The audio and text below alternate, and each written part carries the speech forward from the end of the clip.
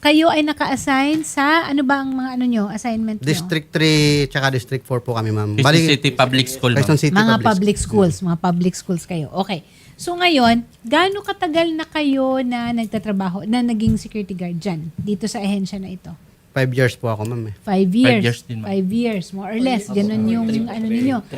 Ito bang pangyayaring ito na na-delay ang sweldo? Ngayon lang?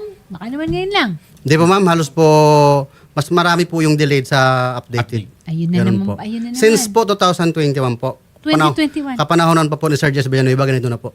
Okay, sino si Sir Jess Villanueva? Yung dati pong director ng Northcom. Ng Northcom. Ma'am Elizabeth Diato, magandang hapon po, ma'am. Ma'am, nandito po ang ilan sa inyong mga security guards at ang reklamo po nila ay delayed at naantala na naman ulit ang kanilang mga sweldo. Ito ay para sa kinsena na ito o yung katapusan? Bali po, ma'am, mag-iisang buwan na po sa Isang 15. buwan na. Sa 15 po. Sa Friday, Pangkatapusan po. oo, so sa Friday, isang buwan na sweldo ang dapat na makuha nila. Makukuha ba nila ito, Ma'am Elizabeth? Ma'am, katulad po ng kausap ko kay Ms. Aubrey kanina, magbibigay po kami ngayon ng 25%. And then po, pag nakakolekta kami, yung pong pangkatapusan nila is maibibigay po yung 50% remaining.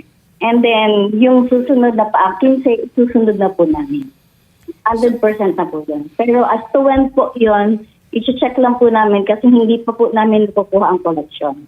Okay. Yung collection namin for today, yung pang collection sa other clients. Pero sa kanila po namin ipapasahod. Okay, ganito lang yun, Ma'am, ha? Ma'am Elizabeth, hindi dapat Yes, po. maging contingent yung pasweldo ninyo sa mga tao ninyo galing sa inyong mga kliyente. Dapat po meron kayong pinapaikot. May revolving fund po ito. Ma'am, opo, attorney, nakapag-abono na po kami ng 42 million pesos Ay, Diyos para ko. po sa sahod nila. Kasi kada cut-off po is nasa 12 million po. So, ang cut-off po is twice a month. So, nasa 24 million po monthly ang sweldo namin sa kanila.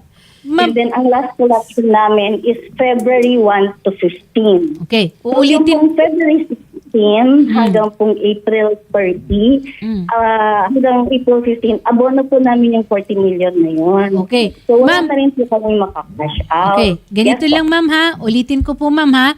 Immaterial po ang sisingil po ninyo. Kung merong problema sa koleksyon, hindi po yan dapat pasanin ng ating mga security guard na nababaon sa utang.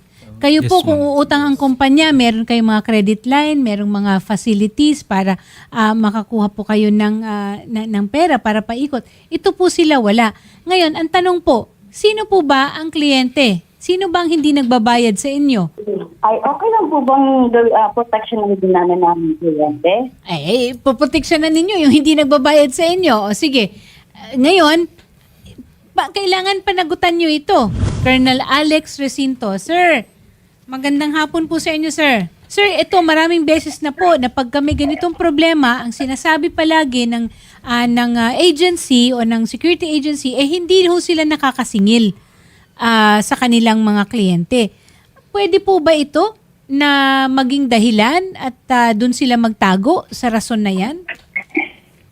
Attorney Ina, nais ko pong paalahanan ng ating pong mga security service operator sa pamamagitan po ng babasahin ko po sa kanila. Natasaad po sa ating batas, sa Republic Act 11917, specifically Section 238, Code of Conduct of Service of Security Service Operators.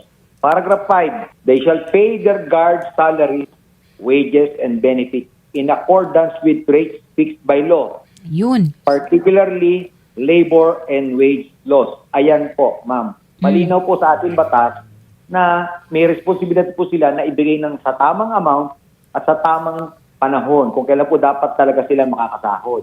Yan. At sa narinig po natin, kung meron naman po silang wala pang collection for that particular client, hindi naman po dapat na naapektuhan ng guard natin. Kasi unang-una, ang employer po ni security guard, ito pong mga security service na natin, Yes. operator.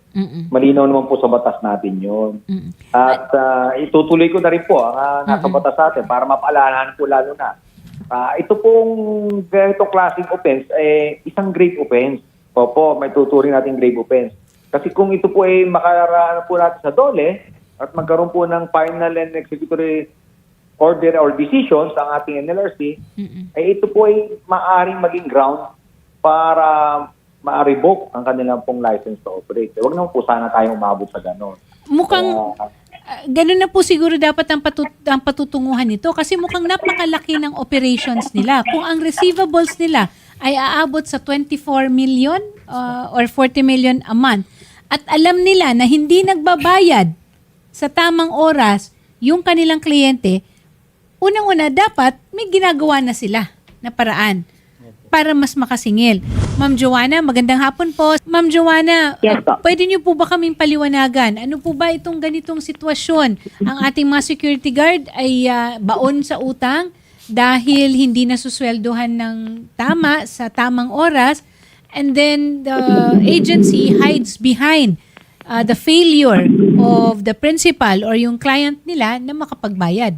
Attorney, hindi kasi dapat ganun yung rason ng ating agency na yan. No? Sususugan ko yung binanggit kanina ng SOSHA na tama po talaga na hindi dapat pasanin ng mga security guard itong pag-delay ng sahod nila dahil hindi nakaka-collect itong agency. Kasi may obligasyon po sila base po sa Department Order 174 na kaya ho sila may permit ay obligasyon po nila na pasahurin po ang kanilang security guard kahit po hindi po pa sila na nakakasingil ng pangbayad mula sa kanilang kliyente dahil ang kanilang relasyon naman po ay malayo doon sa security guard kasi ang amo nila is yung security agency po, hindi po yung kliyente. So, nararapat lang po na dapat hindi madelay ang sahod ng mga security guard. Okay, so there you go.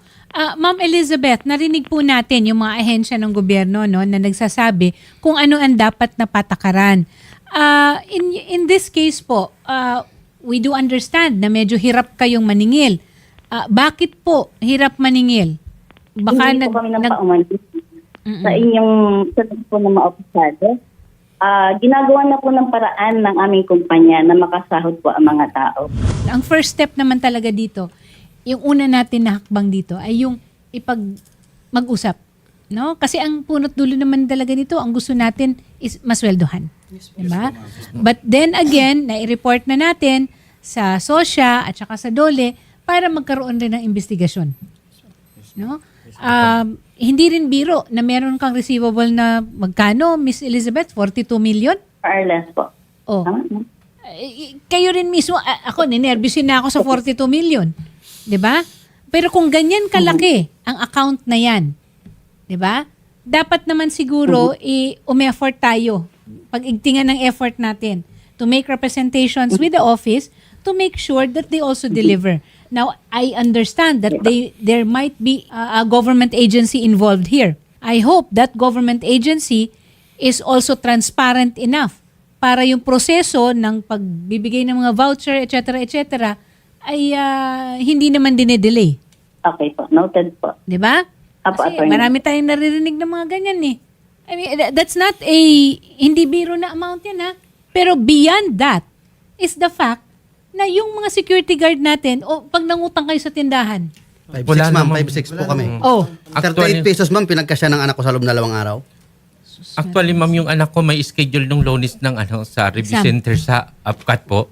Di na po naka-review kasi yung inaasahan namin, ma'am, na pambayad na dapat yung sahod. Walang dumating.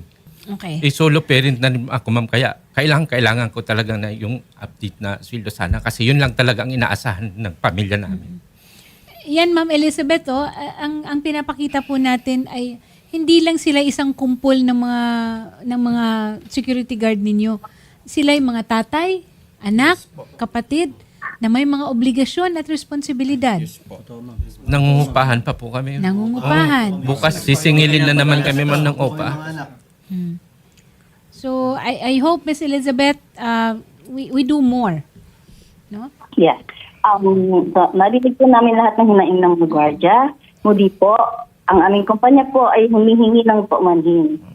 At gumagawa po kami ng paraan upang aming maabonohan o mapaluwalan muli ang kanilang mga sweldo. Okay.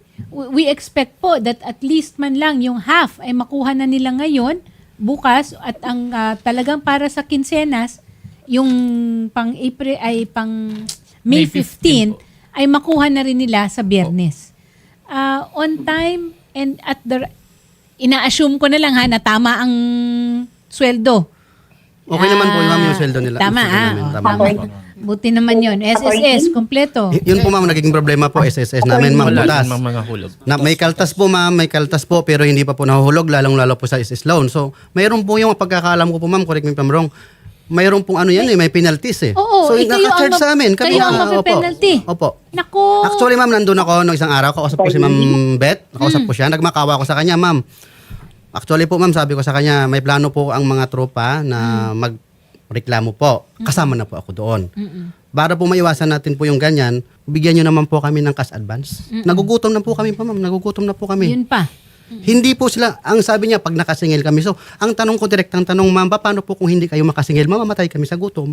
Bawa naman po kayo sa amin. Ganun po ang kasabi ko sa kanya. Ma'am Elizabeth, ibang issue pa yung SSS na mga dapat hulugan, lalo na kung may loan sila. Tapos kinakaltas na ninyo with the understanding na binabayad sa SSS pero hindi nababayaran? Sa loans po, ang SSS contributions, bayad po kami as of February 2026. Ngayon po, pag may loans po na hindi nababayaran ng tama, sagot po ni company ang penalties. Kasama po yon sa binabayaran namin sa SSS. Hindi po nag-charge ang mga employees. Pero ang At pag meron record, po silang mga unpaid loans pa na na-late na inaabonohan po talaga namin yun. Kung makikita po, may mga portal po sila na nag-abono kami ng 10,000. nako, And then, ito po namin yung kinakaltas sa kanila. nako, Colonel Alex Recinto, mukhang kailangan ng malalim na investigasyon nito. Kasi ilan ang security guards under the employment of Northcom, Ma'am Elizabeth? Ilan ito sila? Mga ilan Sa kayo? amin po, ma'am, mga more or less 400 plus, ma'am, kami. 400? Opo. Hindi pa po yung Quezon City kasama. lang Kasi po, Quezon ma'am. City lang na po yan, yung Quezon City Public Schools from District 1 to District 6. Okay. So, Quezon City pa lang yan, 400 na yan. Hindi pa natin... Isang kliyente pa lang po yan. Quezon City Public School po, elementary and high school. Okay. I do believe we need to bring this to Dole talaga. Yes. Ha? Of course, without prejudice sa kung ano man ang dapat na ibayad talaga. No? Ma'am Elizabeth, sino ba may-ari ng Northcom Security and Investigation Agency? I do understand you are the HR director. Hindi ko minamaliit, ma'am, ha, ang posisyon ninyo. But this needs to be brought up to the officers and even to the board. Alam po ba nila na ganito ang nangyayari? Yes po, aware naman po sila. Corporation po kami. Yes. So, yung corporate entity, of course, separate and distinct from yung personalities ng mga ng mga board nito. Pero palagay ko dapat rin silang maisama sa usapan. Because definitely, ito Ma'am Elizabeth, hindi lang naman ikaw ang magdidesisyon eh. So, who should we be talking to that can really give a definitive answer? Anong pangalan po ng presidente ng Ma'am, korporasyon? Si Mr. Joshua Santiago po. Actually, nakausap ko na siya before, ma'am. Okay. The president of Northcom Security and Investigation Agency, Ma'am Elizabeth, is Mr. Joshua Santiago. Yes, sir. Yes, ma'am. Oo. Where can we contact him? Kasi baka mamaya hindi umaabot sa kanya yung ganitong klaseng inaing. At ang sinasabi is 25% makukuha nyo bukas. Hindi yan cash advance, ha? Ngayong araw po. Ngayon? Ano namin po yun, ma'am? Ngayong ano po. Kailan mo ibibigay, Miss Elizabeth? Today. Ngayong araw po yung 25%. 75 ba singilin namin sa kanila, ma'am? 75% po yung singilin namin sa kanila nung sasahurin namin dapat Kuya? nakaraan. Oh. Dapat sasahod naman po ulit kami dapat itong 15. Oo. So, pinapartial nila kami. Yung utang namin, tambak na. Okay. Attorney? Yes, sige. So, nagawan po namin na paraan na makapagbigay sa kanila ng 25% ngayon. Today. So, kung cash out na yun, may personal money na po doon ng kaming chairman sa kinash out namin mga sweldo sa kanila before. And then po, kung meron po kaming gagawa po ng paraan. Sabi ko nga po, ginagawa ng paraan na makasweldo sila within the week until Monday or until next week. Nang buo. Buo na yun. So, delayed ulit yun. Kung hindi po kakayanin na Sabay yung 15 at 30. Ma'am Elizabeth, ma'am, nakikinig po si Senator Raffy, and sinasabi po ni Senator Raffy, Hindi acceptable. ang palugit nga lang po ni Senator hanggang Friday eh. Hindi po pwede next week, ma'am. Friday this week po. Sige po, sasabihin ko po yan sa aming mga boss. Friday yes, next week. ma'am. Para Baka makapag-decide po naman. This Opo. Friday, ma'am. Yes po. Hindi next Yung week. May 15, yan na yung buo. Hanggang Friday po. 100%. Dapat lang talaga. Lahat na po. Lahat Lahat po na yun. Lahat na Lahat po na yun. yun. Buo na yun, ma'am. Bali 175% na yun. Lahat na po yun. Basta lahat na po. Pag hindi nila buuin, ma'am, hirap na rin ang po kami. Kung hindi nila bubuuin, ang ma'am. ang utang nila sa inyo ay sweldo ng April, tama ba? April 15, ma'am. Bali, 75% yung kulang nila sa cut-off ng Ng April 15. Tapos yung April 15 to May 15, wala pa. Yung April 16 po to 30 Ay, 16 to 30, ay 100% po dapat sasahurin namin this May 15. Yun po yung madidelay by So ibig next week. sabihin, yung kabuuan ng April 16 to 30 Wala pa. plus Yung- yung kulang nila nung April 15, cut-off ma'am. ng April 15. Yes, ma'am. Bali April 1 to 15. Opo, ma'am. Okay. So ang bibigay nila yan lahat sa inyo ngayong Biyernes. Ay, salamat. Apo. Yes, Okay? ma'am. Magbibigay sila ngayon or bukas ng whether it's 25% or 50%, but the end natin ay buo Friday. sa May 15. At imo-monitor yan dahil pag hindi na itupad yan, kaso, diretso. Actually, nandun naman na. Nandun na. Naka-ano na tayo, SIL namin, ma'am. Di pa nila binibigay. Basta po, ang gagawin nga po natin, by Friday dapat lahat po bayad na. Okay? So yun po. At imo-monitor, of course, sasamahan naman po namin kayo ng reporter po ni Senator Raffy. Basta lahat po Thank you, kailangan Senator. by Friday. Yun po ang kagustuhan ni Senator Raffy dahil hindi naman po dapat tayo nakikipag-bargain pa sa mga sahod. Opo. due Yun and po. demandable yan. Yes. Yun po ang palaging sinasabi ni Senator Raffy, Ma'am Elizabeth. No? So sana magawan po ng paraan by today, may makuha po, and by Friday, lahat po, all in all, buo, maibigay po lahat sa mga empleyado po ninyo, Ma'am Elizabeth. Maraming salamat po, Ma'am Elizabeth. Tatawag po kami ulit para po ma-monitor to, Ma'am, and para po doon sa update, Ma'am, doon sa 25%, Ma'am. Okay po? Mga sir, mga ma'am, salamat po.